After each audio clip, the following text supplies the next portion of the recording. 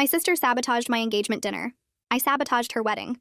Me and my sister Tara were never best friends, but we got along fine growing up. She was 3 years older and always had to be first at everything. First to drive, first to graduate, first to get a job. Normal sibling stuff. I did my own thing, went to community college while working at a veterinary clinic, saved money, and eventually got my degree in accounting. Tara went straight to university on our parents' dime and got a marketing degree she never used. When I started dating Ryan, Tara suddenly had opinions about everything. He was too short, his job at the fire department wasn't prestigious enough, and his truck was too old. Meanwhile, she was dating guys for 2 weeks max before they ghosted her. Ryan and I moved in together after 2 years, and Tara showed up uninvited to inspect the place. Said the neighborhood was sketchy and the kitchen was dated. We lived in a nice suburb and had just renovated the kitchen ourselves. When Ryan proposed on our 3rd anniversary at the beach where we first met, I called Tara first because I was so happy. She said congratulations, then asked if I was pregnant. When I said no, she said she was surprised Ryan would commit without a reason. I should have known then she'd try something. We planned a small engagement dinner at my favorite Italian place. Just family and close friends, maybe 20 people. Tara insisted on giving a toast even though that's usually for the wedding. My mom thought it was sweet. Halfway through dinner, Tara stood up with her wine glass. Started talking about how marriage is about trust and honesty. Then she dropped it. Said she didn't feel right celebrating when she'd seen Ryan at a bar last month with some blonde, looking very cozy. The entire table went quiet. Ryan's mom dropped her fork. My dad's face went red. Ryan looked completely confused and said he hadn't been to a bar in months. Tara doubled down, said she had photos. When people asked to see them, she said she deleted them to protect me. My cousin Lisa actually laughed out loud and said Tara was full of it. Tara started crying about how she was just looking out for me, and nobody ever believed her. Ryan pulled out his phone and showed everyone his location history, proving he'd been at work or home every night that month. Tara mumbled that maybe she got the dates wrong. The dinner ended early, with everyone uncomfortable. In the parking lot, Tara admitted she made it up because she felt like Ryan was hiding something. No evidence, just vibes. My mom made her apologize, but Tara said I was overreacting and she was doing her sisterly duty. I stopped talking to her completely. 3 months later, Tara lost her job at the mall because she kept taking longer breaks to flirt with the guy at the phone repair kiosk. She called, crying about rent, and she could stay with us for just a few weeks. I said no. She said I was ruining our relationship over nothing. I hung up. My parents pressured me to forgive her, but I was done. Then something interesting happened. Tara started dating someone new, Jake, who actually stuck around. Within 6 months, they were engaged. She made a huge deal about her perfect relationship and how she found her soulmate. Planned this massive wedding she couldn't afford. Asked our parents for money, they gave her $10,000. Asked our grandparents, they pitched in another $5,000. Still wasn't enough for her dream venue. That's when I got petty. See, Jake's ex-girlfriend Courtney worked at my veterinary clinic. We'd never really talked about him before, but one lunch she mentioned Tara was marrying her ex. I asked how that ended. Courtney said Jake had cheated on her with 3 different women over 2 years, and she had receipts. Actual receipts? Text messages, photos, even videos from security cameras at his apartment complex. Jake was still talking to one of them. I didn't do anything with this information directly, but I did invite Courtney to get drinks with my cousin Lisa, the one who'd called out Tara at my dinner. Lisa had a big mouth and loved drama. Within a week, everyone in our extended family knew about Jake's history. Nobody said anything to Tara directly, but people started declining the wedding invite. Her maid of honor suddenly had a work trip that weekend. Her college friends remembered prior commitments. Even our grandparents said they might be traveling. Tara panicked and asked me to be maid of honor since her first choice dropped out. I agreed sweetly. Spent the next 2 months being the perfect sister. Helped with decorations, went to dress fittings, and planned an amazing bachelorette party. Never mentioned Jake's past once. The wedding day came. Requested Reds is on Spotify now. Check out link in the description or comments. I stood at the altar holding Tara's bouquet, watching her and Jake exchange vows in front of everyone. My heart pounded so hard I thought people might hear it. The officiant went through all the standard wedding stuff about love and commitment. When he got to the part about objections, I stayed completely still. Some people in the crowd turned to look at me because everyone knew about the engagement dinner situation. I just smiled and looked down at the flowers. This wasn't going to be some movie moment where I stood up and made a scene. What I had planned was so much better than that. The ceremony kept going and I played my part perfectly. Handed Tara her bouquet at the right moment, straightened her train when she turned around, smiled for all the photos. Nobody could tell what was coming. The cocktail hour started and guests moved to the reception area while the wedding party took pictures. I excused myself and found the wedding coordinator near the bar. She was checking something on her clipboard. I walked up with my brightest smile and told her Tara had a special request she forgot to mention. The coordinator looked confused because usually brides don't forget to mention things on their wedding day. I explained that Tara wanted a surprise slideshow during the reception, something romantic for Jake. She asked why Tara didn't tell her directly. I said Tara was worried she'd get too emotional and ruin the surprise if she had to explain it. The coordinator still looked unsure, so I pulled out the USB drive I'd prepared. Told her it was all ready to go, just needed to be added before the first dance. She took it and said she'd check with the AV guy. I thanked her and walked away before she could ask more questions. I found the photographer next. He was reviewing shots on his camera near the entrance. I used the same story about Tara's surprise slideshow. He seemed less concerned than the coordinator because photographers don't usually handle reception stuff. But I wanted to make sure he knew about it so he'd be ready to capture Tara's reaction. Told him Tara would be so touched and we'd want those photos. He nodded and said he'd position himself near the head table. Perfect. The reception hall looked amazing with all the decorations Tara had stressed over for months. Round tables with white tablecloths and gold centerpieces, string lights across the ceiling, a massive cake in the corner that cost more than my monthly rent. Everyone found their seats and dinner service started. I sat at the head table between Ryan and one of Tara's bridesmaids. Ryan squeezed my hand under the table and asked if I was okay. I told him I was fine. He looked relieved because he probably thought I'd be upset about having to be here after everything with the engagement dinner. If only he knew. Dinner went smoothly with people eating and talking. Then came the toasts. Jake's best man went first with some story about college that got a few laughs. Then it was my turn. I stood up with my champagne glass and looked at Tara. She smiled at me with actual tears in her eyes like she was so happy I was there supporting her. I started talking about sisterhood and how we'd been through everything together growing up. Said that sisters know each other better than anyone else. That we see each other's true selves even when we try to hide things. Tara was nodding and dabbing at her eyes with a napkin. I talked about trust and honesty in marriage. How important it is to really know who you're marrying. The irony wasn't lost on me, but nobody else caught it. I raised my glass and everyone cheered. Tara got up and hugged me tight, whispered thank you in my ear. I hugged her back and sat down. Ryan leaned over and said that was a beautiful speech. Asked again if I was okay because I seemed tense. I told him I was just tired from all the wedding planning. He squeezed my hand and said we could leave early if I wanted. I shook my head, told him I wanted to stay for the first dance at least. He smiled and kissed my cheek. Had no idea what was about to happen. The DJ announced it was time for a special presentation before the first dance. The lights dimmed and people got quiet. I felt my pulse racing but kept my face neutral. The screen lit up at the front of the room. For a second, there was just the blue loading screen. Then the first screenshot appeared. Text messages between Jake and someone named Ashley. The messages were from 2 months ago. Very clear, very explicit. Ashley asking when he could come over. Jake saying he'd make up an excuse to leave work early. More messages about meeting at her place. Then a photo of them together that Ashley had sent him. The room went silent. Someone gasped. More screenshots appeared on the screen. Messages with a different woman. Then another. 3 different women total, all from the past 6 months. Some of the messages were from just last week. One showed Jake talking about how he had to go to some wedding thing with his fiancée, but he'd text her after. The timestamps proved everything. This wasn't old history. This was ongoing, constant cheating while he was engaged to Tara. Tara's scream cut through the silence. She stood up so fast her chair fell backward. Jake lunged toward the AV equipment table, but the slideshow kept playing. His parents started yelling at him from their table. Tara's bridesmaids surrounded her, but she collapsed against them, sobbing so hard her whole body shook. The guests sat frozen, staring at the screen, or at each other, or at Jake. Some people had their phones out recording. The slideshow finally ended, but the damage was complete. Every single person in that room had seen everything. My dad figured it out first. He grabbed my arm hard enough to bruise and dragged me away from the head table. Pulled me into the hallway outside the reception room. His face was red and he was breathing heavy. Asked what the hell I did. I told him calmly that I just made sure Tara knew who she was marrying. That unlike her lies about Ryan, this was the truth. He said I went too far. That this was cruel and mean in ways that went beyond anything Tara did at our engagement dinner. I tried to explain that Tara was about to marry a cheater, that I was protecting her.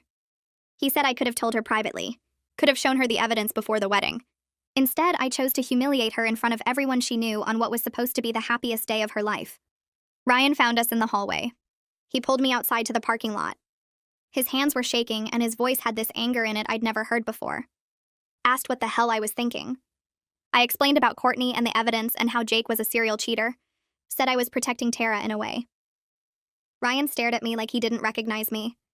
Said that protecting her would have been telling her privately, not humiliating her in front of 100 people, not destroying her wedding day, not using her pain as revenge for something she did months ago. I tried to argue, but he just shook his head. Said he needed a minute and walked away. Inside the reception hall, everything had fallen apart. Guests were leaving in small groups, talking in hushed voices. Some people were crying. Jake was surrounded by his groomsmen near the bar. Could hear him trying to defend himself, saying the messages were old or taken out of context. Nobody was buying it. Tara had locked herself in the bridal suite and wouldn't come out. Her bridesmaids were taking turns knocking on the door. The wedding coordinator looked lost, not sure what to do with the rest of the planned reception. The cake sat untouched. The DJ had packed up his equipment. My mom found me in the parking lot. She walked right up to me and slapped me across the face. Hard. I'd never seen her hit anyone in my life. She told me I was cruel and heartless, that what I did was unforgivable. I tried to explain about Jake cheating, but she said she didn't care. Said that even if everything in that slideshow was true, the way I handled it was wrong. That I'd destroyed my sister's wedding out of spite, that I was vindictive and mean and she was ashamed of me. Ryan came back and said we were leaving. We got in his truck and drove home in complete silence. He wouldn't look at me. His jaw was clenched the whole drive. When we got home, he went straight to the guest bedroom. Didn't say goodnight, didn't say anything, just closed the door. I sat alone in the kitchen with all the lights off. My phone kept buzzing with messages. Texts from family members calling me psychotic and evil, saying I destroyed Tara's life over a grudge. That what I did was worse than anything Tara ever did to me. That I was cruel and vindictive and they wanted nothing to do with me. I turned my phone face down but could still hear it buzzing. Expected to feel good about what I did. Expected to feel like I'd evened the score. Instead, I just felt hollow and shaky. Ryan came out of the guest bedroom around 7 in the morning. I hadn't slept at all. He made coffee and sat across from me at the kitchen table. Said he'd been thinking all night about what I did. That it revealed something about my character that scared him. The woman who could plan that level of public humiliation wasn't someone he was sure he wanted to marry. I tried to argue that Tara deserved it after what she did at our engagement dinner. Ryan said 2 wrongs don't make a right. That what Tara did was bad, but what I did was so much worse. She told one lie at a dinner. I destroyed her wedding in front of everyone she knew. He said he needed space to think about our relationship, about whether he could trust someone capable of that kind of revenge. 3 days went by with Ryan sleeping in the guest bedroom and me going through the motions at work like a robot. My phone stayed face down on my desk because every time it buzzed, I knew it was another family member telling me how terrible I was. Then Lisa called during my lunch break and I almost didn't answer. Her voice came through shaky and wet from crying. She told me Courtney was a mess, that she'd been calling Lisa every night saying she felt sick about what happened. Courtney thought I'd use the information to warn Tara privately, maybe pull her aside before the wedding and show her the evidence so she could make her own choice. Instead, I turned it into a public show that destroyed Tara in front of everyone. Lisa said Courtney kept saying she never meant for it to go that way, that she just wanted Tara to know the truth about Jake. Then Lisa started crying harder and said she felt terrible too. Said she knew she had a big mouth and loved drama, but she never thought spreading gossip about Jake would lead to what I did. Now family members were blaming her for her part in everything, saying she helped me destroy Tara's wedding. I tried to tell Lisa it wasn't her fault, that I made my own choices, but she just kept crying and said she had to go. My mom called that evening while I was staring at leftover Chinese food I couldn't eat. Her voice was cold and flat, nothing like her normal warm tone. She told me Tara hadn't left her apartment since the wedding day. Just stayed inside with the curtains closed, not answering calls or texts from anyone except Mom. Jake moved out the same night, grabbed his stuff while Tara was locked in the bathroom and left his key on the counter. They lost all the deposits on their honeymoon to Hawaii, lost the deposit and first month's rent on the new apartment they were supposed to move into together. Mom said the landlord wouldn't give any of it back even with what happened. Tara was devastated about Jake cheating, but she was even more destroyed by me humiliating her like that. By her own sister doing that to her in front of everyone she knew. Mom's voice cracked when she said several family members had stopped talking to her and Dad completely because of what I did. My aunt and uncle weren't returning their calls. My grandparents said they needed space. All because their daughter was cruel enough to destroy her sister's wedding in the worst possible way. I tried to explain about Jake being a cheater, but Mom cut me off. Said it didn't matter what Jake did, what I did was worse. Then she hung up. Ryan's mom called 2 days later. I saw her name on my phone and my stomach dropped because Ryan's mom was always nice to me, always welcoming and kind. Her voice was gentle when she started talking, which somehow made it worse. She said she understood I was hurt by what Tara did at our engagement dinner, that what Tara said was wrong and hurtful and shouldn't have happened. But my response was way out of proportion. It was cruel in a way that scared her. She said Ryan had been staying with Nathan and calling her every night, talking about whether I was the person he thought I was, whether someone who could plan that kind of calculated revenge would be a good partner for the long term, whether he could trust me not to do something like that again if we had a fight or disagreement. Her words hit different from my mom's slap or my dad's silence. She wasn't yelling or punishing me. She was genuinely worried about her son marrying someone capable of what I did. When I tried to defend myself, she just said she hoped I'd really think about my actions and what they revealed about my character. Then she said she loved me, but she understood why Ryan needed space. The call ended, and I sat on the kitchen floor crying for an hour. 2 weeks after the wedding, my dad left me a voicemail. I listened to it 3 times, trying to understand the flat, factual tone of his voice. He said Tara had a panic attack, so bad that Mom had to take her to the emergency room. Her heart was racing. She couldn't breathe. She thought she was dying. The doctor said it was anxiety and sent her home with medication. Now she was taking pills for anxiety and depression, seeing a therapist twice a week. Dad said the therapist told them the public humiliation triggered something deeper in Tara, something connected to her lifelong need for outside approval and validation.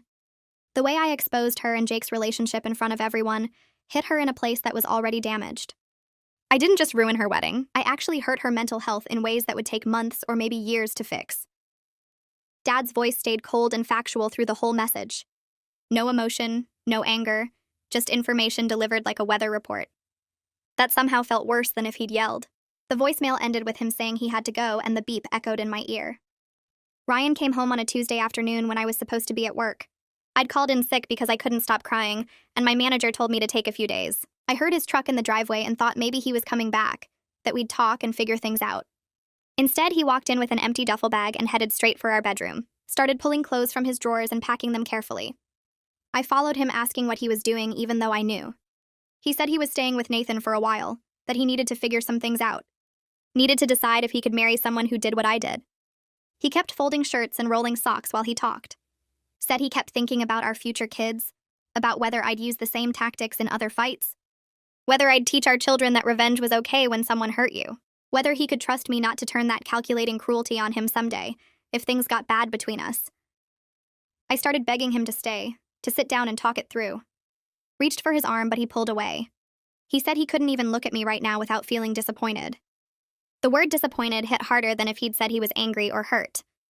He zipped up the bag, grabbed his toiletries from the bathroom, and walked out.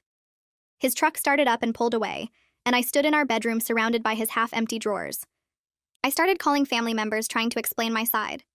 Called my aunt, who'd always been nice to me growing up. She answered, but her voice was ice. I tried to tell her about Jake being a cheater, about all the evidence Courtney had, about how Tara was going to marry someone who'd definitely cheat on her too. My aunt cut me off and said even if everything about Jake was true, there were 100 better ways to handle it. I could have told Tara privately, could have shown her the evidence before the wedding, could have talked to her like a sister instead of destroying her in front of everyone. Then she said I was officially uninvited from Thanksgiving and Christmas unless I made a real apology to Tara. Not a fake sorry, a genuine one where I took responsibility for what I did. I said Tara never really apologized for the engagement dinner, just mumbled something in the parking lot after Mom forced her. My aunt's voice got harder. Said what Tara did was one incident of bad judgment, maybe jealousy, maybe stupidity. What I did was planned psychological warfare over months. Those were her exact words. Psychological warfare. Then she hung up. I called my uncle and he didn't answer. Called my cousin and she sent me to voicemail. Called my grandma and she picked up but said she couldn't talk to me right now, that she was too upset. The rejection from everyone piled up until I stopped trying. Courtney texted me asking to meet for coffee. I almost said no because I didn't want to face anyone else telling me how terrible I was. But I went anyway. Met her at the place near the clinic on a Saturday morning. She looked tired, like she hadn't been sleeping well. Ordered a coffee and sat across from me in the corner booth. Started talking about how she'd been thinking a lot about why she gave me that information about Jake. Admitted she was still bitter about how he treated her, how he cheated and lied and made her feel crazy for suspecting him. She wanted him to face consequences. Wanted someone to hold him accountable for being a serial cheater. But she never imagined I'd use it the way I did. Never thought I'd turn it into a weapon to destroy Tara at her own wedding.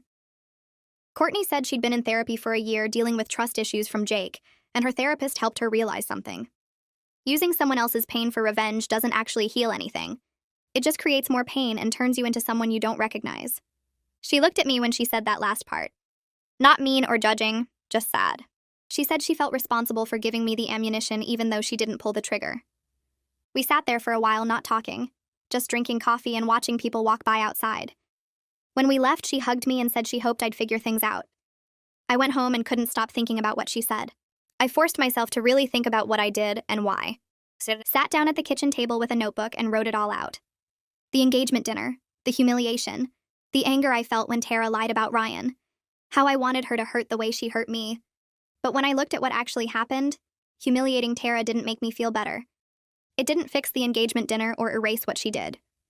If anything, I felt worse because now Ryan was gone, my whole family hated me, and Tara was on medication for anxiety and depression. I hurt her way more than she hurt me. The engagement dinner was one night of discomfort and awkwardness that we recovered from. What I did would follow Tara for years, maybe forever. Everyone at that wedding would remember her as the bride whose sister exposed her groom as a cheater during the reception. I took something from her that she could never get back.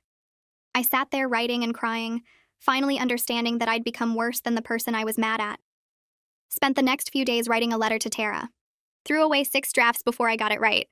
No excuses about Jake being a cheater. No bringing up the engagement dinner or trying to justify what I did. Just taking full responsibility for my actions and acknowledging that what I did was cruel and wrong. I mailed it to her apartment and didn't expect a response. 3 months went by. Ryan stayed with Nathan and we texted occasionally about practical stuff like bills and mail. My family stayed distant. Work became my only routine.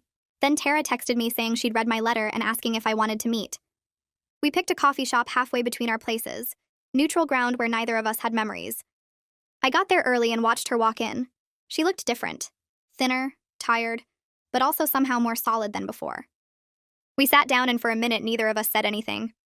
Then Tara started talking. Said yes, she was jealous of my relationship with Ryan. Had been for years. Jealous that I seemed to have my life together while she was struggling. The engagement dinner thing came from that jealousy mixed with some weird protective instinct that made no sense even to her. She'd spent years feeling like she was in competition with me because of her own problems with needing to be first, needing to be better, needing outside validation that she was worth something. The therapist was helping her see that pattern.